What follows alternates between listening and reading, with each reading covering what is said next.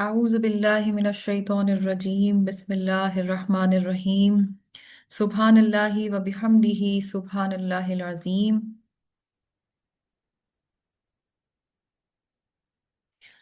अल्लाहुम्मा इन्नी अस्अलुका इल्मन नाफ़िअन व अऊज़ु बिका मिन इल्मिन ला यनफ़उ। आमीन। रब्बी यस्सिर वला तुअस्सिर व तम्मिम बिल खैर। आमीन। रब्बि इश्रह ली सदरी व यस्सिर ली अमरी वहलुल उक़दतम मिन लिसानी यफ़क़हू क़ौली। आमीन। अस्सलामु अलैकुम व रहमतुल्लाहि व बरकातुहू। बेसिक अरबिक ग्रामर कोर्स के अंदर आप सबको खुशामदीद, बहुत ज़्यादा वेलकम। और अल्लाह ताला से इस दुआ के साथ हम इस कोर्स का आगाज़ कर रहे हैं कि अब कोई रुकावट ना आए और हमारा ये कोर्स जो है वो स्मूथली जो है अपने इख्तिताम की तरफ पहुंचे। इसी के लिए ये जो दुआ है जो बिल्कुल स्टार्ट में मैंने आप लोगों को बताई है, जिसका मतलब है रब्बी यस्सिर वला तुअस्सिर व तम्मिम बिल खैर, ये वाली दुआ जरूर पढ़ा करें। इसका मतलब यही है कि ए अल्लाह, हमारे इस काम को हमारे लिए आसान बना और इसको मुश्किल ना बनाना, और ए अल्लाह, इसका खात्मा जो है वो बिल खैर हो, खैर के साथ हो। तो आमीन। अल्लाह ताला से दुआ है अल्लाह ताला हमारे लिए ये कोर्स आसान बना दे और इसको बहुत अच्छे तरीके से हमें इख्तिताम तक पहुंचाने की तौफीक अता फरमा दें। आमीन। अब क्लास स्टार्ट करने से पहले कुछ बेसिक रूल्स एंड रेगुलेशंस पे बात हो जाए। ये रूल्स एंड रेगुलेशंस क्या होंगे, क्लास के टाइमिंग्स क्या होंगे। हफ्ते में 2 दिन क्लास होगी, बुध और जुमेरात। पहले एक दफ़ा क्लास होती थी, लेकिन अब इशू ये है कि हमने अपना टारगेट रखना है कि हम रमज़ान से पहले पहले पूरी कोशिश करेंगे कि इस कोर्स को जो है वो पाए तकमील तक पहुंचाएं, ताकि अगला रमज़ान जो है वो हमारे लिए बेनिफिशियल साबित हो। जब हम कुरान की तिलावत करें तो हम ये क्लेम नहीं करते कि हमें 100% सारी बातें समझ आ जाएंगी, लेकिन अब जो कुरान हम तिलावत करें तो हमें बहुत कुछ समझ में आ रहा हो, और ये बहुत बड़ी ब्लेसिंग है, यकीन करें। आप जो जो कोर्स कवर करते जाएंगे तो आपको ये खुद ब खुद आइडिया होता जाएगा कि अब कुरान पढ़ने का स्टाइल पहले के कुरान पढ़ने के स्टाइल से बहुत इम्प्रूव हो चुका है। इसके अलावा कोई हदीस का कॉन्टेक्स्ट भी अगर हमारे सामने आता है और अरबी में आती है, यूजुअली हम हदीस जब शेयर करते हैं एक दूसरे के साथ तो हम उर्दू ट्रांसलेशन में ही शेयर करते हैं उसको। लेकिन अगर कभी आपके पास कोई हदीस की बुक पड़ी हो और उसके अंदर अरबी उसकी लिखी हो, तो अरबी को पढ़कर भी आप अगर कुछ समझ सकते हैं तो ये भी एक बहुत बड़ी ब्लेसिंग होती है।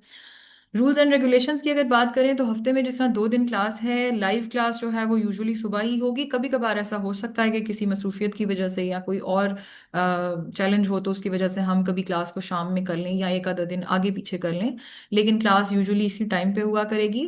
क्लास के इख्तिताम के बाद शाम तक या अगले दिन तक इसकी रिकॉर्डिंग जो है वो यूट्यूब पे आपको मैं भेज दिया करूंगी। ये रिकॉर्डेड सेशन है, ये जितनी देर में बोल रही हूँ सब रिकॉर्ड हो रहा है। ये रिकॉर्डेड सेशन यूट्यूब पे मैं फिर अपलोड कर दिया करूंगी, तो वो लोग जो लाइव नहीं आ सकते वो इसे यूट्यूब से सुन लिया करें।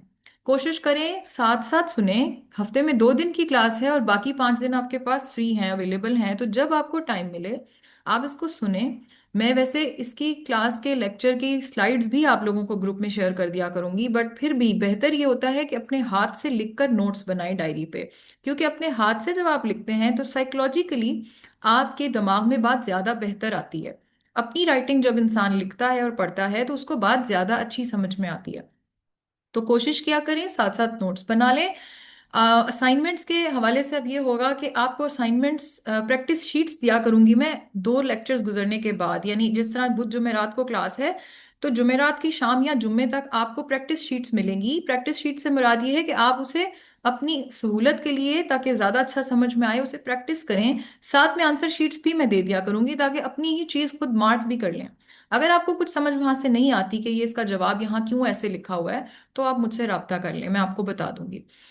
टेस्ट जो है वो हुआ करेगा हर 2 हफ्ते बाद, यानी आफ्टर एवरी 4 क्लासेस। जब 4 क्लासेस गुजर जाएंगी यानी 2 हफ्ते गुजर जाया करेंगे तो एक टेस्ट आया करेगा, वो आप सॉल्व करके पेपर पे मुझे उसकी पिक्चर खींच के भेजा करेंगे और मैं उसे मार्क करके आपको दे दिया करूंगी। उसके नंबर आपके लगा करेंगे, ठीक है। तो इस तरीके से हम कोर्स को लेकर चलेंगे। बीच में कभी कोई प्रॉब्लम हो, किसी किस्म की कोई परेशानी हो, मुझे आप व्हाट्सएप पे मैसेज कर सकते हैं। सिर्फ आपसे एक रिक्वेस्ट है कि मैसेज करके उसके बाद प्रेशराइज ना करना शुरू कर दिया करें कि अभी के अभी जवाब आ जाए या अभी क्यों नहीं आ रहा। जवाब मैं सबको दे देती होती हूँ, कभी उसी वक्त पढ़ लेती हूँ, कभी बाद में देती हूँ। जब मुझे वक्त मिलता है मैं जवाब जरूर दे देती हूँ, ठीक है। तो ये थोड़ा सा चीज़ों को ध्यान में रखा करें। कुछ लोगों ने पहले कोर्स ये किया हुआ है, वो भी क्लास में शामिल हैं। कुछ ऐसे लोग भी हैं जिन्होंने पिछली दफा स्टार्ट किया था बट हमें 10 क्लासेस पे आके रुकना पड़ा था, वो भी लोग शामिल हैं। कोर्स जो है वो हम और कुछ ज़्यादातर लोग बिल्कुल नए हैं, तो जो लोग नए हैं वो तो ज़्यादा जाहिर है बिल्कुल एक नए अंदाज से सीखेंगे। जो पुराने हैं उनको भी यकीनन कुछ ना कुछ इम्प्रूव करने का मौका मिलेगा। इस दफ़ा कोर्स के अंदर मैंने कुछ कंटेंट चेंज भी थोड़ा थोड़ा किया है, तो जो पीछे ले रहे थे क्लासेस माइट भी थोड़ा थोड़ा चेंज होने लगेगा इंशाल्लाह। तो अब आ जाते हैं आज के लेक्चर की तरफ। आज का जो बेसिक लेक्चर है उसमें हम बहुत कुछ नया नहीं पढ़ेंगे, लेकिन फिर भी कुछ ना कुछ आप इंशाल्लाह सीख के उठेंगे। और इसके अंदर हमारी जो मेन 4 टॉपिक्स हैं वो हैं कोर्स का तारुफ है, फिर हरूफुल हिजा हैं, फिर हरकात हैं, और फिर लफ्ज़ की इकसाम है। इसके बारे में इन 4 टॉपिक्स को हम डिस्कस करेंगे।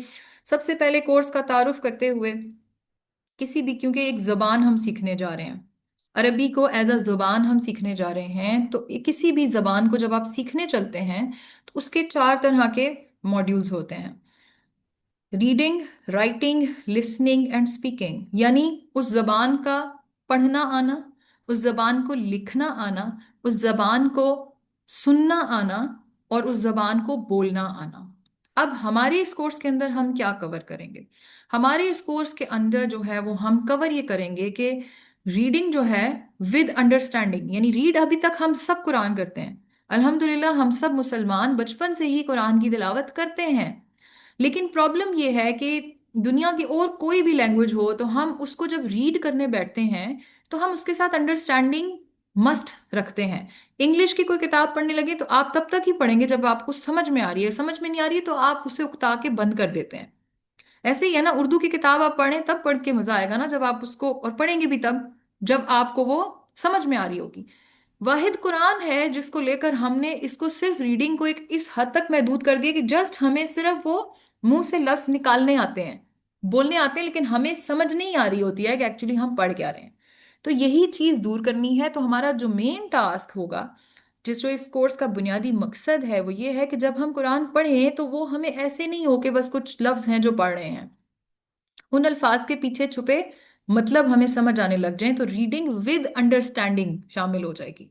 राइटिंग का हमने काम इसमें नहीं करना, but of course reading and writing same ही होती है। हम अभी तक जब कोर्स कर रहे होंगे उसमें तो यकीनन हम उर्दू से छोटे छोटे अरबी जुमले बना रहे होंगे, लेकिन बड़ा गोल क्या है? बड़ा गोल यही है कि हमने बैठकर कुरान लिखना नहीं है। हम जब कुरान पढ़ रहे हों तो हमें उसके पीछे छुपे उसूल समझ में आ रहे हों कि ये क्या बात हो रही है। और इसी तरह लिसनिंग, लिसनिंग में भी हमारा जो मेन टारगेट है वो यही है कि जब हम कुरान सुन रहे हों, तिलावत सुन रहे हों, तो हमें वो समझ में आ रही हो। यहाँ मैं आपको पहले ही बता दूं, थोड़ा पेशेंस के साथ चलना है। ये ना समझिएगा कि पहली दूसरी क्लास के बाद आपको सब कुछ समझ में आ जाएगा, सारा कुरान समझ में आ जाएगा, ऐसा नहीं होता।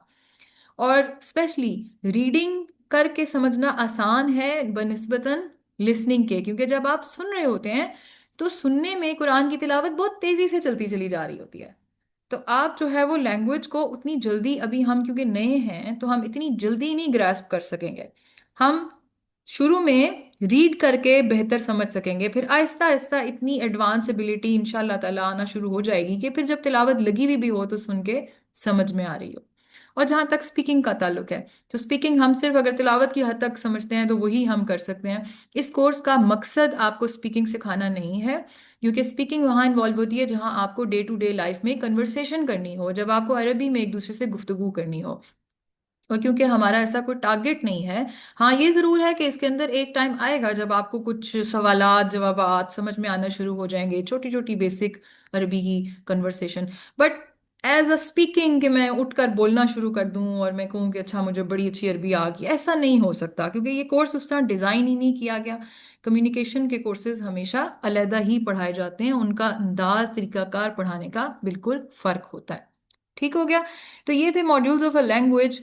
अंडरस्टैंडिंग जरूरी है इन चारों पार्ट्स में, चाहे वो रीडिंग है, चाहे राइटिंग है, चाहे लिसनिंग है, चाहे स्पीकिंग है। हमारा जो पार्ट मिसिंग था वो अंडरस्टैंडिंग थी, और वही अंडरस्टैंडिंग हम इस कोर्स से अचीव करने जा रहे हैं इंशाल्लाह।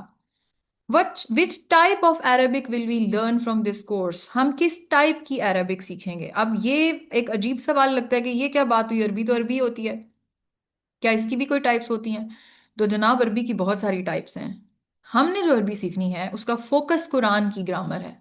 फिर कुरान जो है, देखें अरबी भी वक्त के साथ इवॉल्व हुई है, जिस तरह उर्दू। अब अगर आपको मैं कहूँ, आज हम सब बैठे हुए जो लिसनर्स हैं जितने, सब उर्दू समझते हैं, अगर अब मैं कहूं कि आप जाके पुराना उर्दू का लिटरेचर पढ़ें तो एक नॉवेल ही आपसे पढ़ना मुश्किल हो जाएगा, इतनी मुश्किल उर्दू उसके अंदर लिखी होगी, कितने लफ्ज जो है हमें समझ ही नहीं आते होंगे। वक्त के साथ लैंग्वेजेस इवॉल्व होती हैं। इसी तरह इंग्लिश, आज से कुछ अर्सा पुरानी इंग्लिश उठा के पढ़ें, आप शेक्सपियर उठा के पढ़ें, आप बहुत पुराने पुराने बड़े बड़े उनके नॉवेल्स जो इंग्लिश लिटरेचर के पढ़े हैं वो पढ़ें, तो आपको बिल्कुल एक अलग ही वो दुनिया लगेगी, आप कहेंगे ये किस दुनिया में हम आ गए हैं।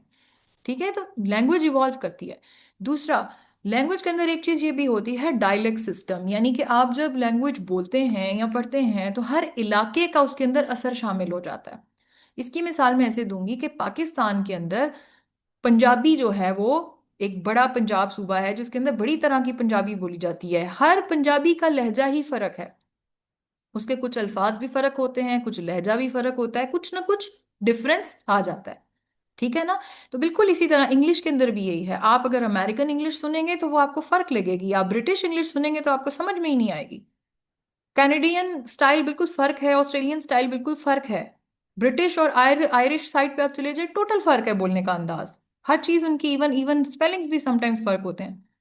ठीक है, तो ये लैंग्वेजेस जब आती हैं, और इसी तरह अरब के अंदर अगर आप को इत्तेफाक हुआ हो खाना काबा जाने का, तो वहां पे जब ग्रुप्स बड़े बड़े उम्रा कर रहे होते हैं तो वो बुलंद आवाज में पूरे पूरे ग्रुप्स जो है वो तकबीरात बुलंद कर रहे होते हैं, तो उसमें आपको ऐसे भी तकबीरात सुनाई गई होंगी कि वो अल्लाह अकबर को बोल रहे होते हैं, अल्लाह अकबर।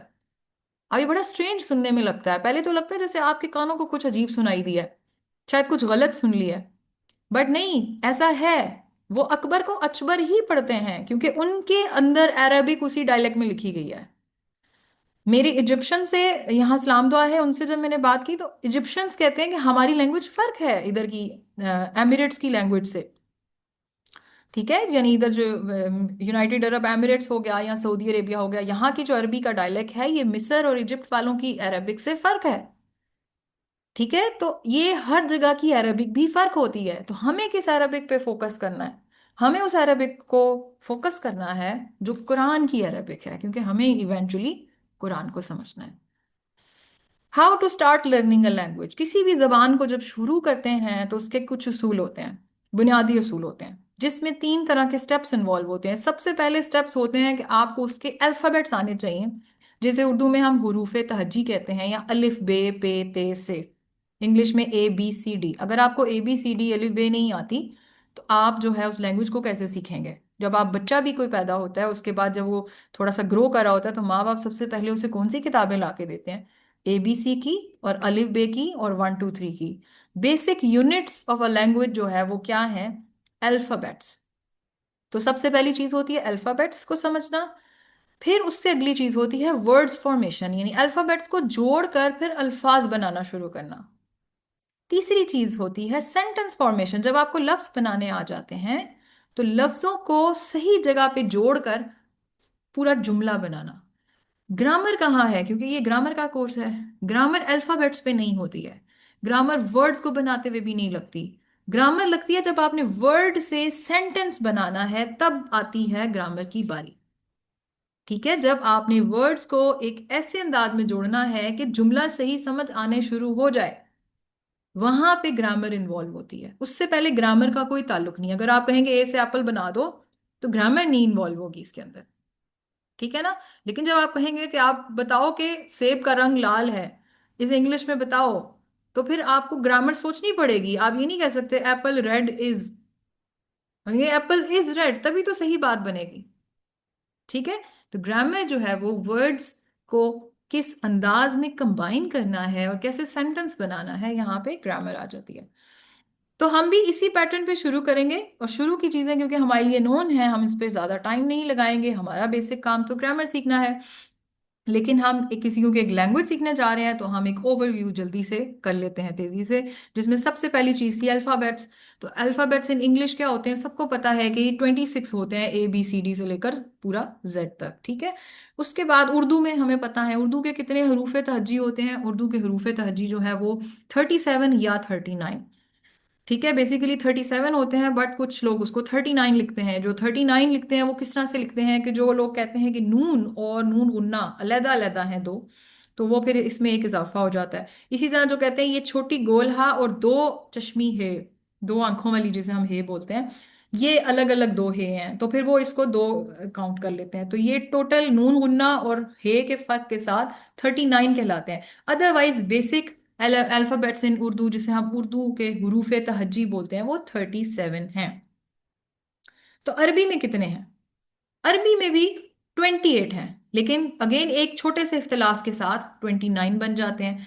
अरबी के जो हरूफ तहज्जी अल्फाबेट्स हैं उनको क्या कहा जाता है? हुरूफुल हिजा। ये लफ्ज लिखा हुआ है यहाँ पे, हुरूफुल हिजा। ठीक है। उर्दू में हम एक बात बोलते हैं ना, जब बच्चों को जोड़ तोड़ करवा रहे होते हैं तो हम कहते हैं हिजे करके पढ़ो। हिजे करके, वो हिजे क्या होते हैं? यही कि अच्छा बे को पे के साथ, बे को अलिफ के साथ जोड़ना है, फिर पे के साथ जोड़ना है तो प्रॉपर लफ्ज बनेगा बाप। ठीक है ना। मीम को अलिफ के साथ जोड़ें, हिजे करके पढ़ो जी, नून उन्ना जोड़ें। तो ये हम क्या कह रहे थे? हिजे करो। ये वही हिजे हैं, यानी हिजा, हुरूफुल हिजा। हिजे से लफ्ज याद रखें। ठीक है। यहां मैंने स्क्रीन पे आपके सामने उर्दू के लिखे हुए हैं, और इनके अंदर वो चीजें डिलीटेड होंगी जो जो अरबिक में नहीं है। हम पाकिस्तानियों के लिए, उर्दू अंडरस्टैंड करने वालों के लिए, चाहे वो इंडिया में है या पाकिस्तान में है या बांग्लादेश में है, जो भी हैं, अगर आपको उर्दू के अल्फाबेट्स आते हैं, उर्दू की लैंग्वेज आती है, तो हमारे लिए आधे से ज्यादा काम तो आसान हो गया। वरना आप सोचें जो इंग्लिश से आते हैं या किसी और लैंग्वेज से आते हैं, उनके लिए तो सिर्फ हुरूफ सीखना ही कितना बड़ा काम होता है। हमारे लिए तो वैसे ही आसान है, क्योंकि उर्दू का जो हुरूफ तहज्जी का सेट है वो बड़ा है, और अरबिक का छोटा है। तो उसमें से हमें कुछ चीजें निकालनी है, इजाफा तो करना ही नहीं है। तो हमारे लिए काम ज्यादा आसान हो गया। ठीक है। अब आप देखें कि अलिफ बे के बाद पे जो है वो इसमें नहीं है, इसी तरह टे नहीं है, फिर डाल नहीं है, रे नहीं है, और फिर इसी तरह गाफ नहीं है, और बड़ी ये नहीं है, और ये नहीं है। ये जो हाईलाइटेड हुए हैं ना, चे नहीं है। अब आप देखें कि मैंने कुछ कलर कोडिंग की हुई है, जिसमें से कलर कोडिंग मैंने इसलिए की थी ताकि आपको जहन नशीन हो जाए। समटाइम्स हम कंफ्यूज हो जाते हैं कि कौन सा हरूफ तहज्जी उर्दू में है और इसमें नहीं है अरबी में। तो इसके लिए आप एक सिंपल टिप याद रखें, ये जो मैंने आपको गोल्डन से कलर में, स्किन से कलर में हाईलाइट किए हुए हैं, ये इसमें अगर आप नोट करें तो इसमें से तीन तो सिर्फ ऐसे हैं जिनके ऊपर तोएं हैं, छोटी तोएं। छोटी तोएं जो ऊपर जिसके भी है ना, वो लेटर अरबी में नहीं है। ना तो टे है, ना डाल है, ना रे है। ठीक है। इसके अलावा अब आप देखें कुछ तीन नुक्ते एक्स्ट्रा, तीन नुक्ते एक्स्ट्रा, यानी कि चे के अंदर नुक्ते, जे के ऊपर नुक्ते, और पे के नीचे तीन नुक्ते, ये भी नहीं है। सिर्फ जो तीन नुक्तों वाले हरूफ मौजूद हैं वो कौन से हैं? एक ये से है, और एक ये शीन है। ठीक है। एक से है और एक शीन है, दोनों मिलते जुलते लफ्ज है ना, से और शीन। तीन नुक्ते ऊपर बस, ये इनके अलावा जितने नुक्तों वाले, इजाफी नुक्तों वाले लेटर्स हैं वो भी इसमें नहीं है। ना चे है अरबी में आपको मिलेगा, ना पे मिलेगा, ना ये मिलेगा। इसके अलावा इजाफी डंडा, गाफ का, काफ में एक डंडा होता है, गाफ में दो होते हैं, तो इजाफी हो गया ना, इजाफी डंडा भी नहीं है। यानी आप समझे कि आपने इजाफी इजाफी चीजें निकाल दी। रे, रे, डाल, इन सब में से इजाफी थी ना, ऊपर गोल तोएं, सॉरी छोटी तोएं, इजाफी थी, निकाल दिया। पे के नीचे नुक्ते थे, निकाल दिए। चे के अंदर इजाफी नुक्ते थे, निकाल दिए। सिर्फ से और शीन बच गया। गाफ पे एक इजाफी डंडा था, निकाल दिया। इसी तरह या के मामले पे अगर आए तो छोटी ये एक काफी थी, अब बड़ी ए की जरूरत हमें नहीं रही अरबी में, तो एक इजाफी जो ये थी उसको भी निकाल दिया। अब जब सब कुछ ये निकाल दिया तो पीछे कितने बच गए? 28 हरूफ। अब इसमें से भी कुछ जो है वो 29 कहते हैं। वो किस बेसिस पे कहते हैं? कुछ लोग कहते हैं कि हमजा जो है वो एक इजाफी अल्फाबेट है, और कुछ कहते हैं कि नहीं, हमजा नहीं इसमें शामिल होता, हमजा अलिफ का ही एक दूसरा नाम है। अक्सर आपने अरबिक में देखा होगा अलिफ के साथ ही हमजा लिखा होता है, अलिफ के ऊपर ही हमजा लिखा होता है। तो कुछ कहते हैं कि नहीं, अरबिक के अंदर हमजा अलग से कोई चीज नहीं है, बस अलिफ का ही एक वेरिएंट है, तो इसीलिए उसको लिखना अलग से जरूरी नहीं है, मगर कुछ लोग लिखते हैं। बहरहाल, हमसे कोई पूछे कि अरबिक के हुरूफुल हिजा कितने हैं, तो आप कह सकते हैं 28, बट 29 भी समटाइम्स काउंट होते हैं। अब इसमें जब वो मैंने सब उड़ा दिए इजाफी, तो अब क्या बना? अलिफ बा ता। अच्छा, इसमें मैंने पिछली बार भी एक टिप दी थी आपको कि ये कैसे याद रखें कि बे पढ़ना है या बा पढ़ना है। हम लोग ये भी उर्दू वाले कंफ्यूज रहते हैं, क्योंकि हमारी उर्दू में हम बे पे ते बोल के आए होते हैं, यहाँ आते हैं तो हम बा पा ता बोलना शुरू कर देते हैं। तो अब क्या करें? तो इसका भी मैंने आपको एक आपको टिप बताई थी, वो ये है कि हर वो लेटर जिस उर्दू में, हर वो हर्फ जिसके जिसके साउंड में ए आ रहा हो, उसको आप आ कर दें। ए को पकड़ के आ कर दें। बे, बा, ते, ता, से, सा। अब जीम में कोई ए का साउंड नहीं है, लेकिन हे में है, तो फिर हे क्या बन जाएगा? हा। खे, खे, हा। अब दाल में कोई ऐसा साउंड नहीं, जाल में कोई ऐसा साउंड नहीं, लेकिन फिर रे में आ गया रे। जो ए का साउंड है उसको आपने क्या कर दिया? आ। तो रॉ, जा। सीन में कुछ भी नहीं था, शीन में नहीं था, स्वा, द्वा, तोए, फिर ए आ गया तो। जोए, फिर ए आ गया जुआ। आइन, गाइन, फिर फे, फिर ए का साउंड आ गया तो क्या बना? फा। कॉफ, काफ, लाम, मीम, नून, हे। हे को फिर हम कैसे पढ़ते हैं? हा। ठीक है। वाओ और छोटी ये, तो इसीलिए हम ये को क्या पढ़ेंगे? या। जिस जिस में ए आ रहा है उसको आ कर दें और बाकी कोई फर्क नहीं रहेगा। ठीक हो गया। तो हुरूफुल हिजा आपके सामने लिखे हुए हैं। अलिफ बा ता सा जीम हा खा, दाल जाल रा जा सीन शीन स्वाद, द्वाद त्वा ज़ा आइन गैन फा कॉफ, काफ लाम मीम नून हा वाओ या। इसको रटने की कोई ज़रूरत नहीं है, जस्ट ये इसलिए बढ़ा रही हूँ कि जाहिर है हमें ग्रामर का कोर्स पढ़ने जा रहे हैं, तो ये अच्छी बात नहीं है कि हम अल्फ़ाबेट्स को बिल्कुल साइड पे करें और हमने बस देखना ही नहीं है। बड़ी इंपॉर्टेंट छोटी छोटी सी चीज़ें होती हैं। अब इनकी तरतीब के अंदर अगर आप देखें तो मैंने एक तरतीब भी थोड़ी चेंज की है उर्दू की निस्बत। एक तो हमने क्या किया है, उर्दू में से इजाफी लेटर्स निकाल दिए अरबी के लिए। दूसरा मैंने क्या किया है, एंड में अगर आप नजर दौड़ाएं तो वहां पे उर्दू में क्या होता है, मीम, नून, वाव पहले होता है, फिर हे आता है। यहाँ पे हा पहले है, वाव बाद में है। ये ऑर्डर क्यों तब्दील किया गया है? इसकी सिर्फ एक वजह है कि कुछ लेटर्स, कुछ हुरूफ अरबी के अंदर ऐसे हैं जिन्हें अलग से कैटेगराइज किया जाता है, जिन्हें कहा जाता है कि कमजोर हुरूफ हैं। ये मैंने नीचे हाईलाइट भी किया है, कहा जाता है वीक लेटर्स हैं, हुरूफे इल्लत, कमजोर हुरूफ, वीक लेटर्स। वो कौन से हैं? वाओ, या और एक अलिफ। तो इनको साइड पे करने के लिए, एक साथ रखने के लिए वाओ की प्लेसमेंट जो है वो चेंज कर दी है, हाथ से तब्दील कर दी, और ताकि वो बाकी सारे जो स्ट्रॉन्ग लेटर्स हैं वो अपनी जगह पे रहें और जो वीक लेटर्स हैं वो साइड पे हो जाएं। अलिफ शुरू में पड़ा हुआ है और वाओ या एंड में पड़ा हुआ है। अब इन्हें वीक लेटर्स क्यों कहा जाता है, ये जब आप थोड़ा सा ज्यादा आगे चले जाएंगे तो फिर हम जब कुछ ऐसे अल्फाज और ग्रामर पढ़े होंगे कि असूल कुछ ग्रामर के ऐसे आते हैं कि कहीं पे ऐसे होता है कि इन हुरूफ को अपना, अपनी शेप, अपना आप गिराना पड़ता है या चेंज करना पड़ता है, तो इसीलिए ये कमजोर बन जाते हैं। कमजोर है ना, तभी उनको हम चेंज कर देते हैं। कोई ग्रामर का असूल ऐसा आ जाता है कि हमें इन्हें चेंज करना पड़ जाता है। ठीक है। लेकिन जहां तक बाकी सारे हुरूफ का ताल्लुक है, बा से लेकर हा तक, तो उनमें कोई तब्दीली आप बिला वजह नहीं कर सकते कि बिला वजह जो है बे को गिरा दें उठा के, बा को, फा को गिरा दें। नहीं, ऐसे नहीं होगा, उससे तो पूरा लफ्ज चेंज हो जाएगा। इन लेटर्स को वीक कहते ही इसीलिए है कि ये basically sometimes based on the requirement ये लेटर्स गिरा दिए जाते हैं। ठीक है। तो ये है जी आपके अल्फाबेट्स इन अरबिक। अभी तक का अगर मैं सम अप करूं तो अल्फाबेट्स के अंदर हमने क्या चीज पढ़ी? हमने हुरूफ तहज्जी देखे इंग्लिश के, उर्दू के। उर्दू में से हमने निकाल दिए सारे इजाफी लेटर्स और फिर बना दिए हमने 28 अल्फाबेट्स इन अरबिक। उसके अंदर हमने सेपरेट क्या किया, अलिफ, वाव और या को, बाकी सारे उसी तरतीब में आएंगे। और हमने इन तीन लेटर्स को कह दिया कि वीक लेटर्स हैं, यानी हुरूफ इल्लत है। तो पहला टॉपिक हमारा अल्फाबेट्स जो है वो आधा खत्म हो चुका है।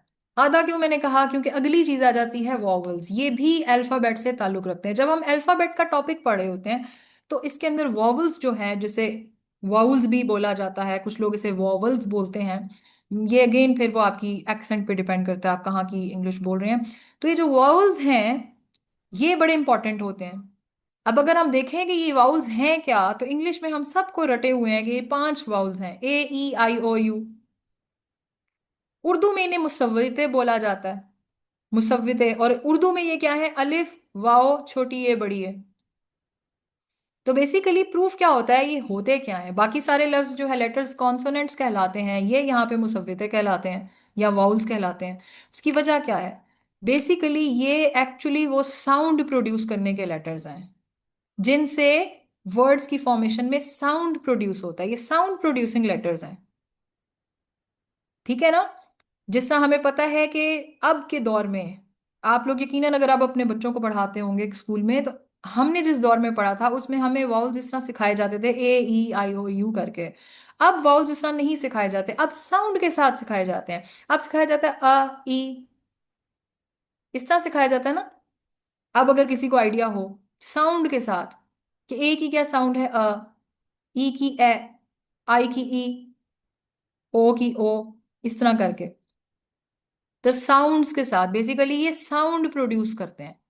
और उर्दू में मुसव्वितों का भी यही काम होता है। जोड़ तोड़ जब सिखाए जाते हैं तो सबसे पहला अरबी जो उर्दू की पहली जमात की किताब होती है उसके अंदर यही सिखाया जाता है। हर लेटर को पहले अलिफ से मिलाओ, तो बा, पा, ता, टा, सा, ऐसे ही बनाते हैं ना।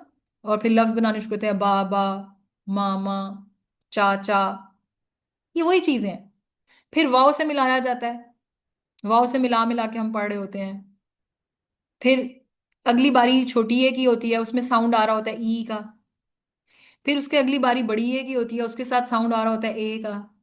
साउंड्स हैं, साउंड प्रोड्यूस करने वाली एंटिटीज हैं। ये वो लेटर्स हैं जो प्योरली लैंग्वेज का एक्सेंट डेवलप करते हैं, लैंग्वेज का प्रॉपर आपका साउंड प्रोड्यूस करते हैं। ठीक हो गया। अरबी में क्या है? अरबी में वॉल्स देखते हैं। अरबी के वॉल्स बेसिकली 6 हैं, और अरबी में इन्हें क्या कहा जाता है? हरकात। अरबी में वाउल्स को हरकात बोला जाता है। 6 हैं, और इन 6 में भी दो तरह के हैं। टाइप्स जो हैं इनकी दो तरह की हैं। टाइप्स कैसी हैं? एक है शॉर्ट वाउल्स, जिन्हें अरबी में बोला जाता है हरकातुल कसीरा। जरूरी नहीं है आप ये मोटे मोटे नाम याद करें, बस आपको पता होना चाहिए। अगर आपको लगता है शॉर्ट वाउल्स याद करना आसान है तो शॉर्ट वाउल्स कर लें, ठीक है। शॉर्ट वाउल्स हैं 3, और बाकी 3 लॉन्ग वाउल्स हैं। अब जैसे कि मैंने बोला कि वाउल्स जो है बेसिकली ये साउंड प्रोड्यूसिंग एलिमेंट होता है। तो साउंड, यहाँ पे लफ्ज जब आपने देख लिया कि शॉर्ट वाउल है, इसका मतलब है कि इसकी साउंड जो है वो शॉर्ट होगी, ठीक है। अरबी के अंदर बाकी दोनों लैंग्वेजेस से फर्क ये है कि यहाँ पे साउंड की, एक तरह की साउंड के दो दो वाउल्स हैं। एक उनमें से शॉर्ट साउंड प्रोड्यूस करेगा, और एक ऐसा होगा जो जरा लंबी साउंड प्रोड्यूस करेगा। अब देखिए, आप ये कोर्स करने के बाद हालांकि हम ग्रामर पढ़ रहे हैं, आहिस्ता आहिस्ता आप नोट करेंगे कि आपकी तजवीद में भी बेहतरी आएगी। खुद ब खुद छोटी छोटी चीजें जहां आप मिस्टेक्स करते थे, अगर आप सही से कोर्स लेंगे तो आपको कहीं ना कहीं वो ग्रामर के असूल, ये वो असूल व ज़वाबित लगाते लगाते आपको खुद समझ आ रहा होगा कि पहले हम ये चीज इतनी गलत पढ़ा करते थे। जैसे कि आज के इस लेसन के बाद शायद आपकी कोई चीजें इंप्रूव हो जाएं। शॉर्ट वाउल्स क्या हैं? शॉर्ट वाउल्स हरकातुल कसीरा जो हैं ये 3 तरह के हैं। फतहा, जिसे हम उर्दू में जबर बोलते हैं। जब भी कभी जबर आता है तो हम क्या कहते हैं?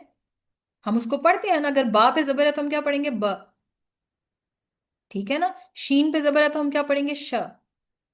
शॉर्ट सा अ साउंड है। फिर है कसरा, जिसे जेर बोलते हैं हम उर्दू में। जबर, जेर। जेर की साउंड अरबी के अंदर ई होती है। उर्दू में जब हम जेर की साउंड लगाते हैं तो क्या लगाते हैं? ए, हालांकि ए नहीं होती है। इसीलिए अक्सर हमारे उर्दू वाले हजरात जब प्रॉपर तजवीद से कुरान नहीं पढ़ के आते, तो जब सूरतें पढ़ रहे होते हैं तो वह वहां पे हर जेर की साउंड पे ए करके आवाज निकाल रहे होते हैं, ई करके आवाज नहीं निकाल रहे होते। जैसे कि बिस्मिल्लाहिर्रहमानिर्रहीम में, चलो अगर मैं कहूँ बिस्मिल्लाही, एक्चुअली बिस्मिल्लाह के नीचे, अल्लाह के नीचे जेर लगा हुआ है। अक्सर लोग इसे पढ़ेंगे बिस्मिल्लाह, वो गलत हो जाता है। कोई ऐसा सच ज्यादा फर्क उसका नहीं पड़ेगा कि समटाइम्स मीनिंग पे फर्क पड़ता है, लेकिन हमें एक असूल लैंग्वेज का अपनाना चाहिए ना। कभी कभार वाकई अल्फाज में भी फर्क आ जाता है। ए का साउंड नहीं है, ये ई का साउंड है। जहां भी आप जेर देखें वहां ई कहने की कोशिश करें, यानी जहन में रखें छोटी ए वाला साउंड, ठीक है। फतहा, कसरा, और फिर है दम्मा, जिसे पेश कहते हैं हम उर्दू में। ये 3 है शॉर्ट वाउल्स, जबर, जेर, पेश। ये शॉर्ट साउंड्स निकालते हैं। अब आगे लॉन्ग वाउल्स, बिल्कुल सेम इस तरह के पैटर्न पे, फतहा कसरा और दम्मा के पैटर्न पे, लंबी आवाजें। अलिफ अगर लिखा होगा, जबर की बजाय सिर्फ अलिफ लिखा होगा, तो अब हल्का सा आ नहीं पढ़ेंगे, आप प्रॉपर खींच के आ पढ़ेंगे, तो लॉन्ग आवाज निकलेगी, लंबी आवाज। जिस अगर मैं पर कहूं कि बे जबर ब, तो बे अलिफ बा। अब प्रॉपर आ की आवाज आनी चाहिए। इसी तरह अगर मैं जो है बा जेर बी बोलती हूँ, तो बा छोटी है, बी थोड़ा सा लंबा करूंगी मैं। इसी तरह बा पेश बू बोलती हूं मैं तेजी से, तो बा वाओ बू। तो ये वही साउंड्स हैं, आमने सामने आप रखें, सिर्फ फर्क ये है कि जबर जेर पेश में ये साउंड्स शॉर्ट प्रोड्यूस होंगे अब मुंह से, और अलिफ या और वाओ के अंदर ये आ ई ऊ लंबा प्रोड्यूस होंगे। ठीक है। तो अब आप ये देखें कि ये वही, ये जो है ना लॉन्ग वाउल्स, ये क्या है, लॉन्ग वाउल्स बेसिकली ये वही हरूफ इल्लत हैं, कमजोर हरूफ। इनको तो याद करने की जरूरत ही नहीं, वही अलिफ वाओ और या, ये वही तीन हरूफ हैं जो वाउल्स भी कहलाते हैं। तो देखा जाए तो कुछ लोग अरबी में ना जल्दी में यही बोलते हैं कि अरबी के वाउल्स क्या हैं, अलिफ वाओ या। वो ये इग्नोर कर जाते हैं कि बेसिकली जबर जेर पेश को भी वाउल्स में काउंट किया जाता है। फर्क सिर्फ ये है कि ये शॉर्ट वाउल्स हैं, ये लॉन्ग वाउल्स हैं।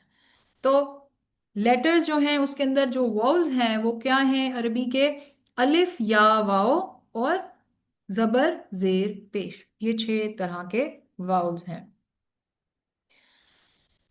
अब हम कहाँ पे हैं, अभी तक हम इस कोर्स के अंदर अल्फाबेट्स पे थे, और अभी अल्फाबेट्स का टॉपिक हम खत्म कर चुके हैं अल्हम्दुलिल्लाह। अल्फाबेट्स में हमने क्या पढ़ा, हरूफ तहज्जी, और फिर हमने देखा कि उनमें से कमजोर हरूफ कौन से हैं, फिर हमने देखा कि वाउल्स क्या हैं, यानी हरकत क्या हैं। जब हमने ये पढ़ लिया तो हमारा अल्फाबेट्स का टॉपिक खत्म हो गया। अगला टॉपिक हमारा है वर्ड्स फॉर्मेशन, लफ्ज बनाना। अरेबिक में लफ्ज कैसे बनता है, हुरूफुल हिजा को आप लें, हुरूफुल हिजा कौन से हैं, यही हुरूफ तहज्जी, अलिफ बा ता सा, और उनको कंबाइन कर दें हरकत से या सुकून से। अब हरकत कौन सी है, जबर जेर पेश वही वाली, और सुकून क्या होता है जिसे हम उर्दू में साकिन बोलते हैं। या हरकत या सुकून। अब आप कहेंगे क्या नई नई बातें कर रही हैं, आप जहन में रखें, हरकत जो है वो कोई साउंड प्रोड्यूस कर रही है, यानी कुछ हरकत हो रही है। उर्दू के लफ्ज हरकत से इसको सीखें, कुछ मूवमेंट हो रही है। लेकिन सुकून का क्या मतलब है, बिल्कुल हरकत के ऑपोजिट चीज क्या होती है, सुकून। सुकून का मतलब है जिस जगह है बस वहीं बैठे हुए हैं, नो साउंड। ठीक है। इसीलिए साकिन बोला जाता है कि इसके ऊपर कोई ऐसी साउंड नहीं है, जबर जेर पेश कुछ भी नहीं लगा हुआ। तो हुरूफुल हिजा और हरकत को, यहाँ पे मैं हरकत, कौन सी हरकत की बात कर रही हूँ, हरकातुल कसीरा शॉर्ट वाउल्स की, यानी जबर जेर पेश की, वो या सुकून, कोई भी चीज दाखिल हो जाए और इन सबको आपस में मिला के कोई लफ्ज बना दिया जाता है। हरकत में क्या है, पेश जबर जेर, और सुकून क्या है, ये वाला उल्टा हैट इसे बोलते हैं, या उर्दू में हम इसे ग्रेटर देन का सिंबल जैसे लिखते हैं ना, उस तरह से 7 का सिंबल जैसे लिखते हैं, ये वो चीज हो जाती है। तो हुरूफुल हिजा प्लस हरकत सुकून मिला लें तो कोई ना कोई लफ्ज बन जाता है। जैसे इक़्रा, अब आप देखें यहाँ पे क्या है, अलिफ लिखा था, एक हरूफे तहजी यानी हुरूफुल हिजा में से एक ये लेटर, एक कॉफ लिखा हुआ है, एक रॉ लिखा हुआ है, और फिर एक अलिफ लिखा हुआ है। अब क्या किया, इनमें कुछ, किसी में हरकत डाली, किसी में सुकून डाला, मिल के अब पता चल रहा है कि एक लफ्ज है। अब हमें पता है उसूल के, अलिफ के नीचे जब जेर है तो एक साउंड प्रोड्यूस हुई ई, कॉफ के ऊपर साकिन है तो यहाँ पे साउंड बस इक तक रुक जाना है, इसके आगे कोई जबर जेर पेश नहीं है, इक। फिर रॉ पर जबर है तो रॉ, और अलिफ भी लगा हुआ है तो फिर मजीद खींच के एक रॉ। ठीक है। तो ये है तरीकाकार अरबी में वर्ड बनाने का। Types of words in Arabic, किसी भी लैंग्वेज के अंदर टाइप्स ऑफ वर्ड्स पहली चीज होती है जब हम वर्ड्स के अंदर आते हैं, यानी लफ्ज की इकसाम। लफ्ज की दो इकसाम है, एक कलिमा और एक महमिल, यानी बामाना और बेमाना। उर्दू में हम इसे, उर्दू में भी हम यही सीखते हैं, लफ्ज की दो किस्में। ठीक है ना, कलिमा हम किसे कहते हैं, वो बात जो समझ में आ जाए, वो लफ्ज जो समझ में आ जाए, जिसका कोई मीनिंग हो, जिसका कोई माना हो। और वो बात जो जो समझ में ना आए, वो लफ्ज जिसका कोई मतलब नहीं है, वो बेमाना लफ्ज कहलाता है, उसे मुहम्मिल कहते हैं। ठीक है। तो कलिमा जो है वो बामाना लफ्ज को कहते हैं, यानी जिस वर्ड का मतलब हो। उर्दू में हम एग्जांपल्स देते थे ना, रोटी शोटी। रोटी प्रॉपर एक वर्ड है, किसी चीज को इंडिकेट कर रहा है। शोटी क्या है, वैसे ही लगाया होता है हमने साथ। बेमाना सा लफ्ज है। शोर वोर ना मचाओ। अब शोर तो समझ में आता है, वोर क्या चीज होती है। बस ऐसे ही कुछ चीजें लैंग्वेज में ऐसे ही इजाफी होती हैं, जो बोलने के वक्त काम आती हैं। हमने क्या पढ़ना है, हमने सिर्फ बामाना अल्फाज पढ़ने हैं। उसकी रीजन क्या है, हम क्योंकि सीख रहे हैं ग्रामर, इस पर्पस के लिए कि हमें कुरान समझ आए। और कुरान के अंदर कोई लफ्ज बेमाना नहीं है, हो ही नहीं सकता। इसलिए हम इस कोर्स में सिर्फ कलिमा ही पढ़ेंगे। हमें जरूरत ही नहीं है कि हम बेमाना अल्फाज की तरफ जाएं। ठीक है। तो हमने क्या पढ़ना है इस कोर्स के अंदर, सिर्फ और सिर्फ कलिमा। तो अब अभी तक हम कहाँ हैं। अभी हम पहुंचे, हमने आज के लेक्चर में अल्फाबेट्स कवर कर लिए, हमने आज के लेक्चर में वर्ड्स फॉर्मेशन भी देख ली।